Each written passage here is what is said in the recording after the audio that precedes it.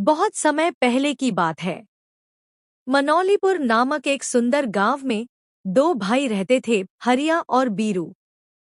दोनों अनाथ थे और बचपन से एक साथ पले बढ़े। लेकिन दोनों की सोच एक दूसरे से बिल्कुल अलग थी।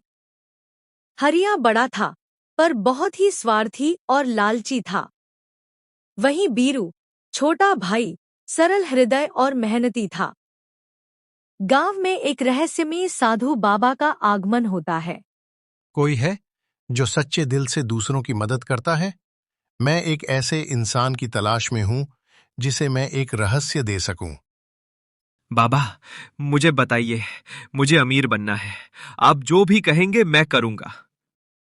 तू नहीं, मैं जिस इंसान की तलाश में हूं वो खुद नहीं कहेगा, उसके कर्म बोलेंगे। हरिया चिढ़ जाता है। बाबा आगे बढ़ते हैं। उसी वक्त बीरू खेत में बाबा को देखता है और बाबा, आइए, आप थक गए होंगे, थोड़ा खाना खा लीजिए।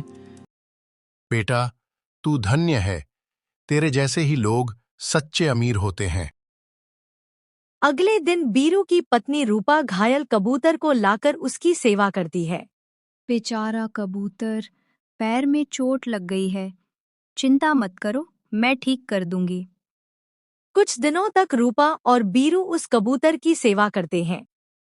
और फिर एक रात कबूतर इंसानी रूप में आता है, रोशनी चमकती है। मैं कोई साधारण पक्षी नहीं हूं। तुम्हारे सेवा और सच्चे मन से प्रसन्न होकर मैं तुम्हें एक रहस्य देता हूं। कौन हो आप? गांव के उत्तर में जो टीला है, उसके नीचे एक रहस्यमयी कुआं है।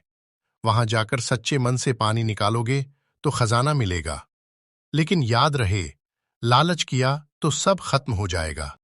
बीरू और रूपा रात में टीले पर जाते हैं। दिया जलता है, पानी निकालते हैं। जैसे ही उन्होंने एक लोटा पानी निकाला, जमीन हिलती है और खेत में सोने की बालियां उग जाती हैं।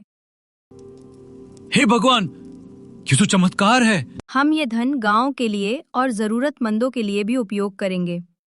बीरू और रूपा किसी को कुछ नहीं बताते, लेकिन गांव के बच्चों के लिए स्कूल, मंदिर की मरम्मत और गरीबों की मदद करते हैं। इतने जल्दी इतना सब कुछ तो बात है।